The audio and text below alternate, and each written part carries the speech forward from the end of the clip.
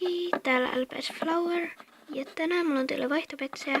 Mutta siis tää ei oo vaihdossa, koska en vaihda kokkeria. Tää on mun kokkeri ja tää pysyykin mulla, koska tää on ihana. Mä en tiedä, mutta tässä on joitain hyviä vaihtopetsejä oikeesti. Mun mielestä ainakin hyviä. Eka on tämmönen lila kolli ja siis tuolla on tuolla joku tommonen lika, mutta mua se ei ainakaan häirittä, koska en mä nyt leikin niillä vai. Kun mä käyn keräänsä sormen tässä kohin, joten no ei se mua haittaa.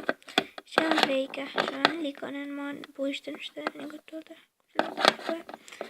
Mutta tätä ei saa kyynelkapuistossa näitä sitten pois. Tämmönen kolli. Joka on tää seisova kissa. Sillä on tuolla vähän likaa. Ja tossa joku tämmönen. Sillä on tuolla reikä. Tälle on LPS-merkki. Muuten toi on todella hyvässä kunnossa. Kolmas on tää tiikeri tai tämmönen. Se on kulunut vähän tosta. Sillä on reikä ja LPS-merkki.